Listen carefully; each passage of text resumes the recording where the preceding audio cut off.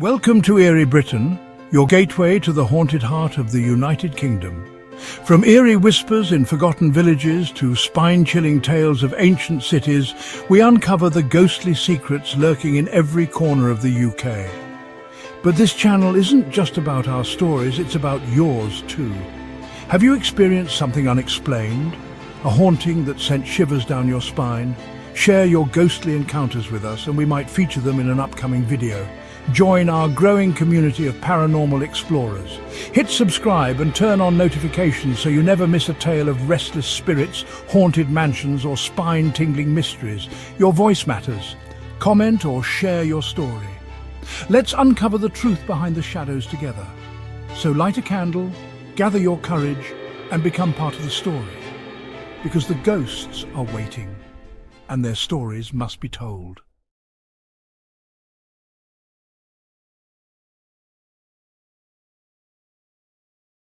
The A5, a ribbon of asphalt that slices through the heart of England. It connects towns and cities, a lifeline of commerce and travel. But along its path, nestled between the bustling traffic and the rolling countryside, lie secrets. Dark secrets whispered on the wind, carried like ghostly hitchhikers on the backs of lorries that thunder through the night. Locals speak of a stretch of road, a place where the air grows heavy, where shadows stretch longer than they should. This is the stretch haunted by the memory of the Scrapyard.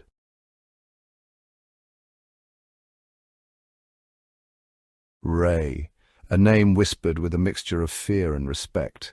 A man forged in the fires of hardship, his exterior as tough as the metal he salvaged. He ruled the scrapyard with an iron fist, a graveyard of forgotten vehicles, his domain. Ray knew the stories behind each dent and scratch, each twisted frame a silent testament to the fragility of life. The scrapyard was his life. He spent his days surrounded by the ghosts of machines, the echoes of their final journeys lingering in the air.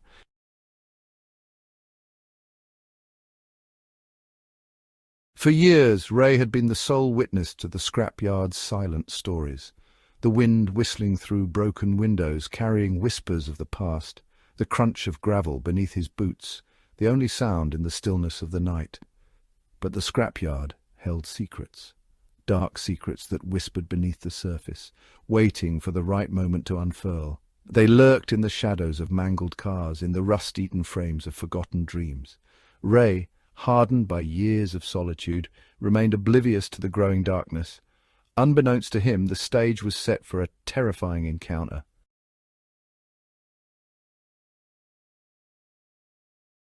Every day the scrapyard whispered to Ray. It spoke in the creaking of rusted metal, the mournful sigh of the wind whistling through shattered windshields. Each groan of the old crane, every crunch of his boots on broken glass, added to the chorus of the forgotten. He knew the stories etched into the mangled frames of the vehicles. A dented bumper spoke of a near miss, a shattered headlight, a silent testament to a reckless decision. Crumpled dashboards and deployed airbags whispered of a journey's abrupt and tragic end. Ray had grown accustomed to the weight of these whispers. He treated each wrecked vehicle with a quiet respect, acknowledging the silent stories they held within their twisted metal bones.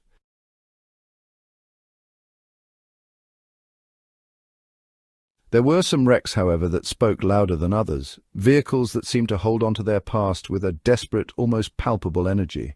Cars that arrived shrouded in an unnatural silence, their engines cold despite the violence of their demise. Ray would feel a prickle of unease as he approached these vehicles, the air around them thick with an unseen tension. The usual symphony of the scrapyard would fade, replaced by a heavy, expectant quiet. He'd seen enough to know that some tragedies left a deeper mark on the world, a residue that clung to the physical realm, a haunting echo of the final moments before the lights went out. He'd find himself drawn to those vehicles, compelled to uncover their secrets.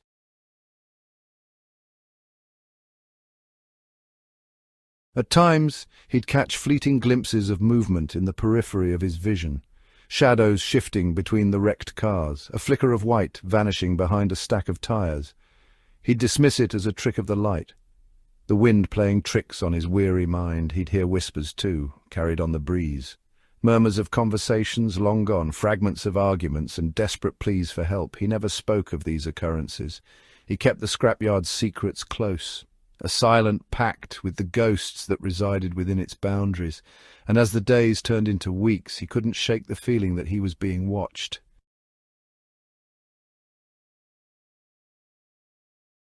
It was a night like any other. The wind howled through the skeletal remains of the scrapyard, a symphony of groans and creaks. Ray sat alone in his cluttered office, the scent of engine oil and damp earth heavy in the air. The headlights of a tow truck cut through the darkness, casting long, distorted shadows across the piles of scrap. Ray watched as the truck lumbered into the yard, its heavy engine rumbling like a beast disturbed. The driver, a wiry man with a face etched with fatigue, greeted Ray with a curt nod. "Nasty one, this," the driver muttered, his voice barely audible above the wind.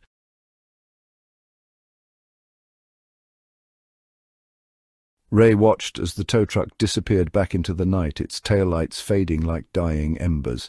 He turned towards the new arrival, a sense of unease settling over him.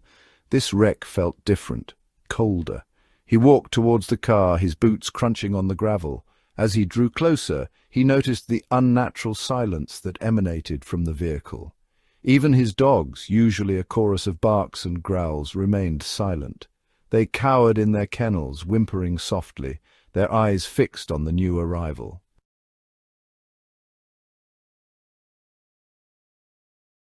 The night deepened, and Ray retreated to his small house at the edge of the scrapyard. Sleep, however, proved elusive. The image of the wrecked car, its silence more deafening than any scream, replayed in his mind. A sudden sharp bark from the dogs jolted him awake. He sat up, heart pounding, his gaze drawn to the window. Through the gaps in the rusted blinds he saw a figure moving in the moonlight. It was a woman, her white dress billowing behind her like a ghostly shroud.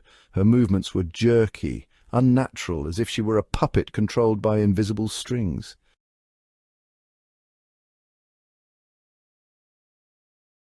Adrenaline surged through Ray's veins. He grabbed the heavy iron poker that lay beside his bed, his heart pounding against his ribs. He raced out into the night, his bare feet slapping against the cold concrete. He scanned the scrapyard, his breath misting in the cold air. The figures were gone.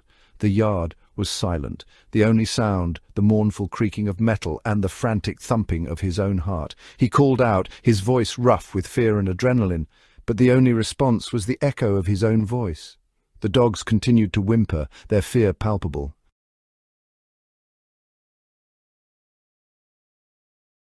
The following morning, a blanket of unease hung over the scrapyard. The previous night's events played on Ray's mind, each replay more unsettling than the last. He started with the wrecked car drawn back to its unsettling silence.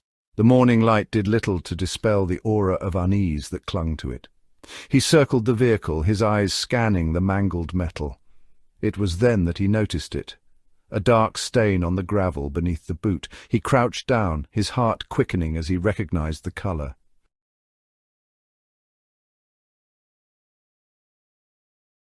With a heavy heart and a growing sense of dread, Ray fetched a crowbar from his workshop.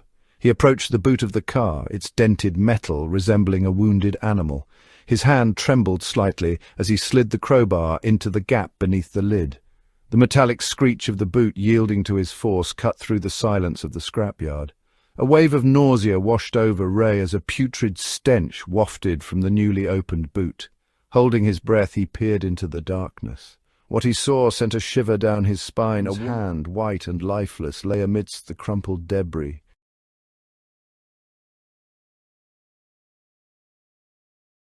Ray stumbled back from the car, his stomach churning.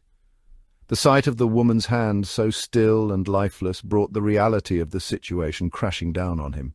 He called the police, his voice shaking as he relayed his grim discovery. As he waited for their arrival, he couldn't shake the image of the woman's hand from his mind. The arrival of the police brought with it a flurry of activity. Officers swarmed the scrapyard, their presence a stark contrast to the usual silence. Ray watched as they cordoned off the area around the wrecked car, their faces grim as they went about their work. As the details of the investigation unfolded, the weight of silence pressed down on Ray.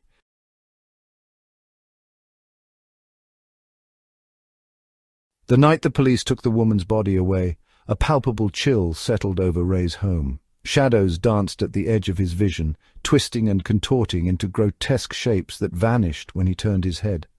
A low hum, barely audible yet ever present, vibrated through the floorboards, a constant reminder that he was not alone. He tried to ignore it, to convince himself it was fatigue playing tricks on his mind. He'd spent years surrounded by death. A ghost was nothing new. But deep down, a primal fear gnawed at his resolve. This was different. This felt personal.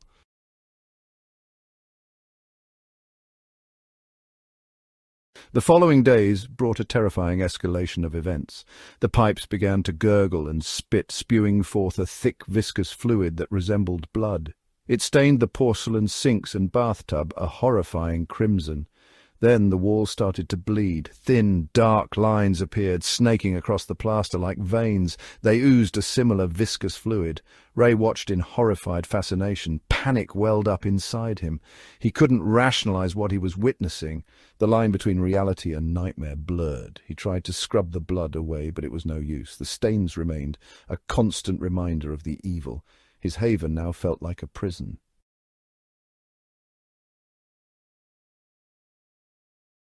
The whispers started subtly. Faint murmurs in the dead of night, just at the edge of his hearing.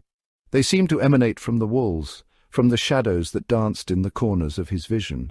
At first they were incoherent, fragments of sentences, disembodied voices whispering his name.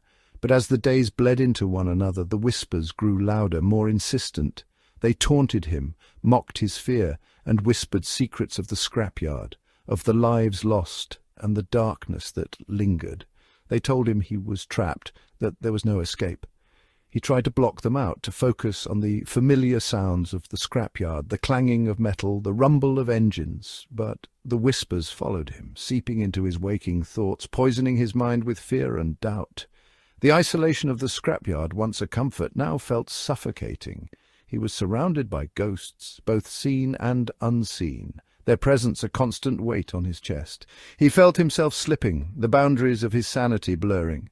He was losing his grip on reality, dragged down by the whispers of madness.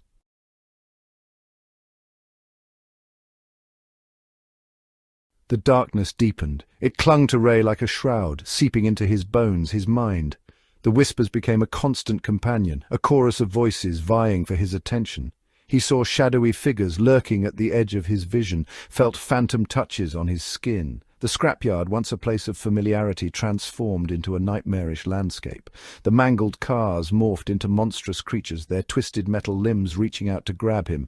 The rust took on the appearance of dried blood, a gruesome reminder of the darkness that had consumed his world. He stopped going into town. He neglected his work, the once ordered rows of scrap, now a chaotic jumble. His days blurred into a terrifying tapestry of hallucinations and paranoia. He was adrift in a sea of madness, the whispers his only compass. The townsfolk, accustomed to Ray's solitary nature, initially paid little attention to his absence, but as days turned into weeks and the silence from the scrapyard stretched on, a sense of unease settled over the community. Something was wrong. Something was terribly wrong.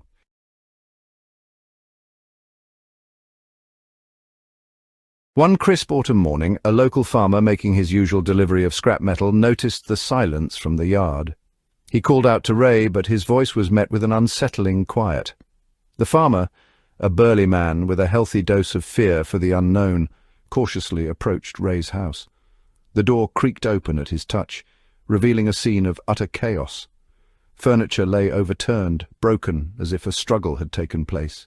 The walls were still stained with this dried residue of the bleeding, a gruesome reminder of the horrors Ray had endured. But Ray was gone. Panic gripped the small community. Whispers of the scrapyard's sinister reputation resurfaced, fueled by the farmer's account of the chaos he'd witnessed. Search parties were organized, their initial bravado quickly fading with each passing hour. They searched the sprawling yard, combed through the surrounding woods, but found no trace of the missing man.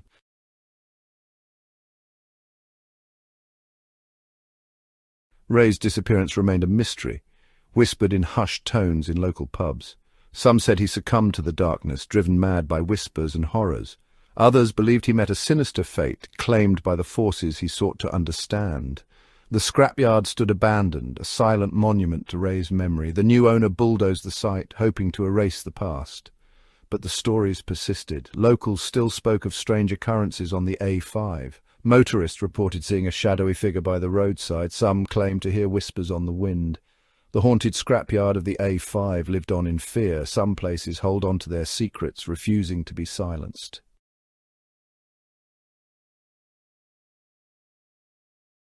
Time marched on. The A5, a stoic ribbon of asphalt, bore witness to life.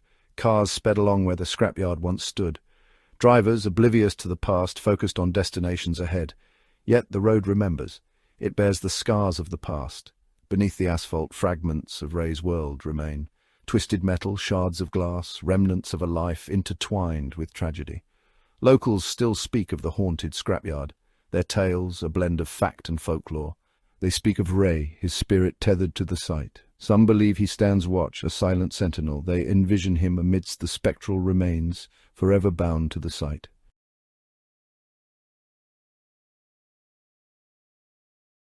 Motorists driving that lonely stretch of the A5 late at night report strange occurrences. Their headlights sometimes illuminate a fleeting figure at the edge of their vision. Radios crackle with static, whispers seeping through the white noise. These occurrences do little to quell the unease that grips those who experience them, a place where the veil between the living and the dead wears thin.